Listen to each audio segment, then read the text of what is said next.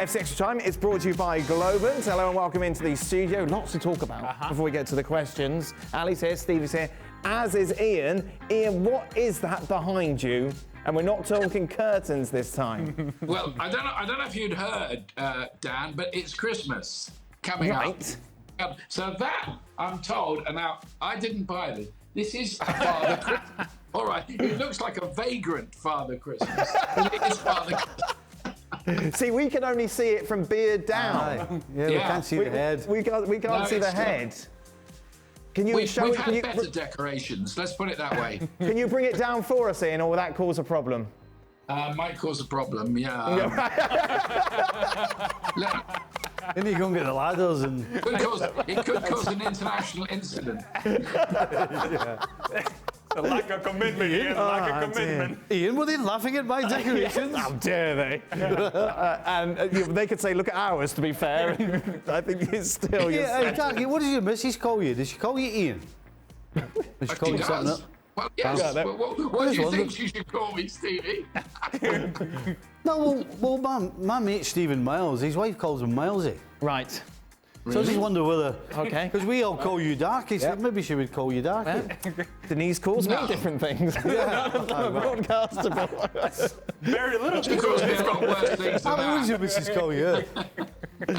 This is your last show before you're on Christmas break? Oh, yeah. What's the plan? The plan is very much staying at home. Oh, nice. Yes, very good. My parents are coming to visit. Beautiful, very good. And that means that also my sister and her family are coming over. So it will be a... So what's your parachute to get out of the house for a bit? The dogs. Surely the dogs. Got to be the dog, You got to walk the dogs. I got to walk the dogs endlessly. Yes, exactly. Keep them out of it. And I'm doing something tonight that you hate, Stevie. What? It involves volcanoes. Oh, no. Yes. Hibachi. Hibachi tonight. Taking the kids out. Oh, the kids not fed up with that yet. No, they love it. Really? Yeah. I mean, once you've been once, that's it. That's it. See the volcano one. That's it. One hibachi, I've seen all hibachi. It's all done. And when does your Christmas break start? Mine starts on Wednesday. Okay, and what coat are you going to take? Because the temperature's different. We've yet to figure out a attire for the trip. Wow, okay. Yeah. Well, I'll take long discussions. Got a bit of time to figure it out. What's made this year's World Cup better? Was it the timing of it, where the players are at the peak of their fitness levels, as opposed to the Summer World Cup before, where a lot of games have been a cagey affair? Ian, what's your take on this? I think the timing was pretty good because I think a lot of the players, they hadn't just finished a 60-game, 70-game season. So, yeah, they were fresher. So I think in that regard, that was probably one reason. I think, too, the teams played with a bit more of a freedom and a bit less fear than we've seen at other World Cups. And I think from that point of view, and you'd have to say too that the climate was nice to play in, really, at that time of year in Qatar. It was about 75, 73. There was air conditioning in the stadiums as well. So add those factors together and you've got quite a good festival of football. But, it wasn't a better World Cup, I don't think, than the one in Russia. I think we'd forgotten that was a really good World Cup too in the summer. We'll talk more about your World Cup experience a bit later. It's going to be hot, isn't it? In the US, 4 years' time? Yes, it is. Oof. Yeah. None of this air conditioning. No. Do you remember the Irish? Yes, 94. Mind you, Mexico 86, Stevie, you and your sun cream. Seriously. Desperate. What do you think, Stevie, about Emi Martinez's tactics during the penalty shootout? As a goalkeeper, shouldn't he do everything possible within the laws to keep the opponent from scoring? He did exactly what he should do. Right. So kicking the ball away from Tchouaméni is fine? As long as you don't get sent off, then do what you need to do. Right. I really don't care. Okay. I honestly don't care. You need to push the boundaries as far as you can in order to get yourself an edge. Now, whether you get an edge or not is... I mean, Tchouaméni, who actually missed his penalty, I don't honestly think he was perturbed by what Emi Martinez did. Do you not think so? I don't think so, no. No, when he went to get the ball, you could see in his face that he thought it was quite funny. So okay. I loved his attitude about it. Right, then he put it wide. But he put it wide. Right. But that's... I mean, you can't turn around and say it was because of Emi Martinez kicking the ball away. I just think that you do exactly what you can and need to do and push the boundaries without getting yourself in trouble. Could you have coached Hugo Lloris to have done more of that? Or is it something that just instinctively happens? I think it's the personality of the Right. goalkeeper. Definitely, personality of the goalkeeper. So then would you be disappointed that Hugo Lloris didn't do anything in that sense? I would be disappointed in myself that I didn't change the goalkeeper. Right, and that's what you were saying during the show you would Yeah, change. knowing the situation where you've got a guy who, I said it during the show, you look at Emi Martinez in the goal, he looks huge. His eyes are staring at you. Right. All the stuff he's done, we've thrown the ball, he's done everything he can to put you off. And the key as well, he knows that he can save penalties. Right. And the guy taking the penalty knows it's going to have to be a good penalty because this guy saves penalties. So why is you it switch that round to Hugo Lloris and you're taking the penalty going, well, this is going to have to be really bad because this guy couldn't save a penalty if you told him where it was going. Why is it okay then for Emi Martinez to push the boundaries as much as he did? And for example, maybe, I don't know, a gentleman sat next to you diving is something that really gets up your nose more. Easy. Ali, did you ever get sent off for diving? I did not. So you don't have a problem with diving? If he was on my team Right. and he was getting me fouls by his nonsense, Yeah. I would be more than happy with it. I'd be more than happy with it. Right, it's just when someone does it. Yeah, it's when it's on the other side, then that's the problem. Right. And I'm just gonna cross over sports here for a second. Oh. I look at Emiliano Martinez, and he reminds me of a basketball player back in the day, Dennis Rodman. Right.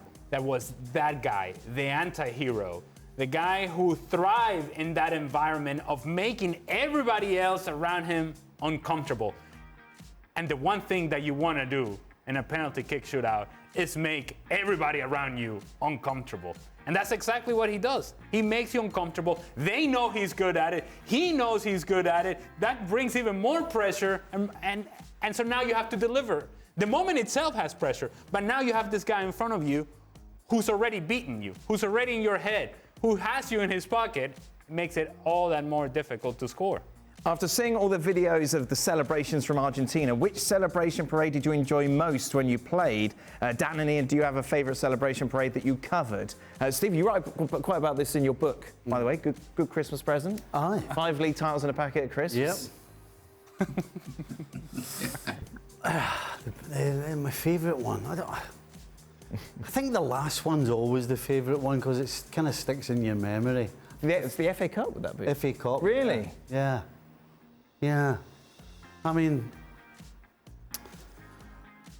well, at the time, it's very difficult to understand how fortunate and to be able to enjoy it because, you know, you've had a night out, you're probably having a few beers as well, and, you know, everybody's there. Never has the and word there's probably been used.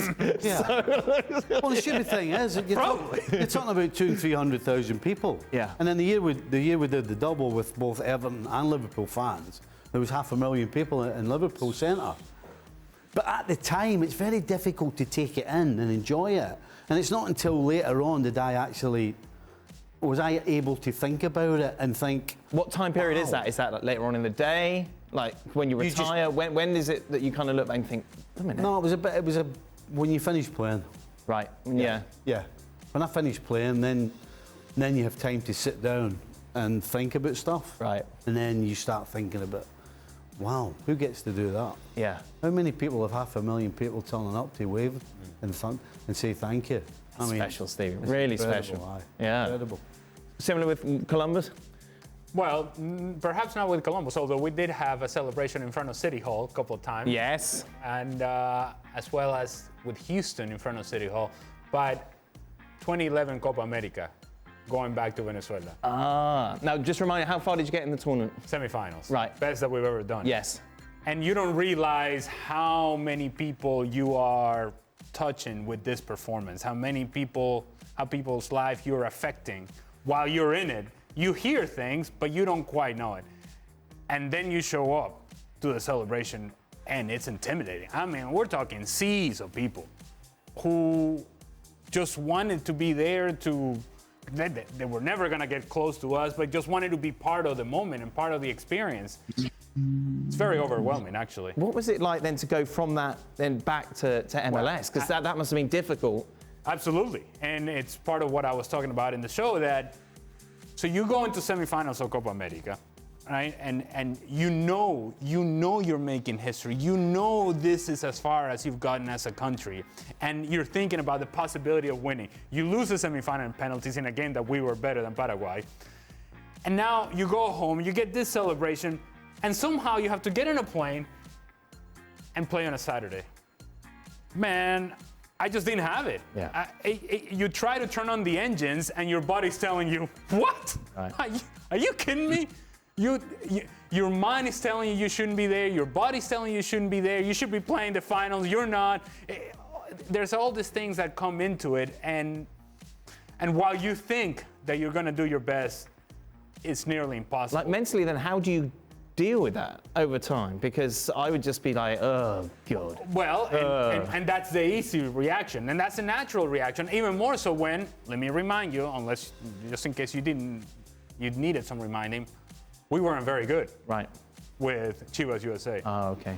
We were terrible. Right. So imagine going from the highs of where I was the week before, just a couple of days ago, and where I am now, and having to play and play well so that maybe we get a chance to get a draw away from home. Right. It's the drop off is steep, and I mean it's steep. Yeah, I bet. That's when you need Ronnie Moran. Right. Ronnie Moran was, of course, the assistant. Ronnie Moran was the assistant coach at Liverpool for 40 years. And whenever we went away on international duty during the week, right? Because every one of our team was an international. Yep. England, Scotland, Wales, you name it. And on the Friday, as soon as you walk through the door, because it's the same thing, we're playing Stoke away, which is their cup final. Yes. This is a cup final. They've got the defending champions, the big boys, Liverpool's coming to town. It's a cup final for them. But yet we've been away all week. We've been travelling. Some of us have won, some of us have lost. So on the Friday morning, we'd walk in. The first thing Ronnie would say when you went through the doors, he'd go, "Oh, here's the big heads. Right. Here's all the big heads. Let's widen the door so we can get them all in." Right. So immediately. And it was just immediately he was giving you that. Yes. And if you did something wrong, you'd be like, are you still on the plane? Right. Do you want to go back to the airport? Right. I mean, just straight away to try and not. And no, it didn't always work, but it certainly pushed you towards. Because you knew when the whistle went, you better have been at it. Was that the welcome you got from Mrs. Dark when you returned from the World Cup, Ian? I was about to say to you that being English, I've never been at any celebrations. It was 1966. But the one I do remember, I went to the France-Brazil 1998 final, and the only way back into the centre of Paris was on the subway train. And it was a wonderful experience because it was jam-packed and the entire carriage was belting out the Marseillaise, the national anthem of France, and you felt like joining in. I mean, it is a wild feeling, and I bet it would be fantastic to be in Buenos Aires now and be around people and seeing how happy a football match can make them. Ian, how did this World Cup compare to your prior experiences? Food, fans, venues, etc.? Well, the best thing from our point of view, really, leaving aside all the controversy over the politics and that, covering this World Cup was much easier because it was never more than 40 minutes to go to any of the stadiums. We were usually back in our hotel an hour after the end of the game. The roads were great, the driving was awful, but we were lucky to get there and back some days because the way people change lanes every 10 yards out there was put you on the edge of your seat at times. But it was a good experience. I mean, the climate was wonderful. Here we are in the middle of winter, but we could sit around in our shorts. And I think that was another reason maybe too that the games were good, that the teams didn't have to do a lot of traveling like they did, say, in Russia, where they were getting on aeroplanes every couple of days as well. So speak as you find, as an experience to cover, it was a privilege and a pleasure. Which Premier League team, Stevie, will benefit the most from the World Cup break, given the top-tier teams have the deepest pools? Any thoughts? I'm trying to think who had the least amount of players. Well, again, if you go down the big boys, City, who did City have went far? Not that many players. Your boys, not that many players. Oh, man. Arsenal, Gabriel Jesus, obviously a massive blow. So I guess there's not an obvious answer then, that there's one team that will benefit more than others. I guess it'll depend on the mentality of the players. All the stuff we were talking about earlier, it will depend on the mentality of the players. Obviously, I'm talking about Ronnie Moran. It depends who they have there, who will be getting them back into the sort of mental shape and back into the routines and all of those things. So I guess for once, the coaching staff and the staff behind the scenes, this will be down to how they figured out how to get the players back on an even keel. Ian, it's interesting, we spoke about it on a player's perspective, but almost from a working perspective as well. Of course, you'll be commentating games, like what's your next commentary? You go from like knockout stage of the World Cup to that. Yeah. Well, my next game is going to be Crystal Palace against Fulham. And Crystal Palace are interesting because they've only had a couple of players away and they were quickly knocked out as well. So they've played about 4 friendlies already. They've been to Turkey, played 3 games there, then they played Napoli, I think, as well. So they'll be well up to speed. Watch them. Fulham had 6 away, a lot more. So maybe there's a little bit of an advantage for some teams over another when the action resumes. I mean, just thinking of the big teams, Liverpool had a lot less players, didn't they, this time, Stevie, going away than you would have normally thought when you came to a World Cup. I think Manchester City, the figure was 15, and Chelsea had a lot away as well. For all, how will getting subbed off before the halftime whistle in a World Cup final affect Giroud and Dembele going for the rest of the season? I don't think it would affect Giroud all that much. A veteran player who has been through all sorts of different scenarios in his career. Obviously, this is extreme. For Dembele, different story. Yeah. He had a shocker, didn't he? Yes, and you knew it very early on that he was having difficulties with his confidence. And he's a player that thrives or fails given his confidence. You see it in Barcelona. One weekend, in fact, one half he looks outstanding, and then the next half he cannot kick a ball. And that's how his game varies. So when you have that difference and you have that contrast naturally as part of your game, imagine when you add this to the equation. Depends of how much he internalizes this as a personal failure, and depends as to how much he uses it to push himself as something that can motivate him into the future. How he takes it, how he digests information, how he processes this failure is going to be, it's going to go a long way in determining what happens with him in the future. Stevie, with Liverpool linked to a number of World Cup standouts, who do you think they should go for? Well, I think if Amrabat's available, because I think no question Liverpool need bulking up in the middle of the park. He would be absolutely fantastic. I wouldn't mind his partner in the middle either. Unuhi, is it Unuhi? Unahi. Yeah, I mean the Bellingham one obviously would be great, but I don't see that happening anytime soon. Wouldn't it be a good idea, Stevie, to shift post-game penalties to any spot? Shooter's choice within the penalty arc adds drama, requires placement skill, and provides keepers with a better chance than just guessing. Everybody loves a free kick goal from distance. Huh? So anywhere on the penalty arc, you could put the ball, and then that's where you're taking it from. Is there something wrong with what we do now? Well, maybe gives goalkeepers more of a chance. Well, why would we want to do that? I don't know. This is what Stallion is suggesting. No, listen, it's hard enough taking a penalty and in a pressure situation from the penalty spot without taking it further out. Okay. Yeah. You know, one of the reasons I think the penalty shootouts are so compelling is generally it just takes one guy to miss. Right. And it's kind of, we're all sitting going, who's it going to be? Yeah. The further out you start taking the ball, it starts going the other way. It's like, who's going to score? The final didn't go to the 5th penalty taker, did it? I said generally, smarty pants. What was your percentage? I actually said. What was your made-up I actually said percentage to the generally Neymar for a defence? very good reason, Ali, because I knew there was a certain smart Alec. What was his Neymar He hasn't checked it, but it's 92, 93. 92 or 93 it was. What was that again? What was that about again? That was about penalty shootouts going to the final taker. Remember, we were discussing Neymar not going. Yeah. 92, Yeah, I 93%. checked it. I was right. You were definitely not right. And how on earth would you check that? Eleanor? I guess. The great thing about that is that he goes for 92 and then says, the variance is, well, it could be 93. 92 or 93. We do like the World Cup. You know how they get an animal to pick the. Yes. That's what we did. We got haggis to get an arrow and hit it, and we'll see where it went to 90. That's how we picked it. Right, Stevie. Good job, Stevie. For all, Stevie is the only one who makes sense when he criticises. That'll do. I'll go there.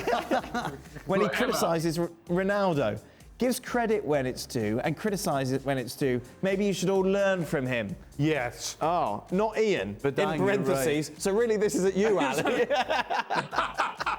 Right. You, Ali. Okay, I'm sorry. Where is the question? I thought, The question is, when are you going to learn from Stevie? Yeah. is that what his question is? Yes. No. Is that what he's writing? Maybe you should all learn from him. Where is the question? Well, that's it. See, the first thing you have to do is listen. That's the first step. Listen. You are the only one who makes There sense. you are. You see, what you need is an I'm just trying to arrow. help. I'm just trying, Yes. Can we bring your There's no dog? answer to this. I'm just trying to help is there? you. What chance have you got, Ian, here? You're trying to help people. You are the You only get one who thrown, makes sense. thrown back in your face. I do like the for Well, all, well, just not shut Stevie up, and not Steve. Ian. So it's me. I'm the problem. Yeah. I feel like I'm the problem. Anti-Ronaldo, Ali. Is that what I do? You hate Ronaldo. Yeah, you Come hate on. him. The thing You're always things saying you say that. about him. So negative, right? So always negative. saying that, I ain't know. I know. I know. I'm such a cynic. Yes, very much so. What did you ever do? And eh? that, you know what? And I don't appreciate his greatness at all. No, not at all. Not at all. You always say he never made it to a Copa America semi-final. Did he? No, there Did you he? are. Take that. No, he didn't. No, take that, Ronaldo. Ian, we'll leave you to it. If we don't speak to you before, happy holidays to you and your interesting-looking Santa. We will be back tomorrow, of course. Well, thank you very much for watching ESPN on YouTube. For more sports highlights and analysis, be sure to download the ESPN app. And for live streaming, premium content, and let's not forget as well, ESPN FC 7 days a week. Subscribe to ESPN Plus.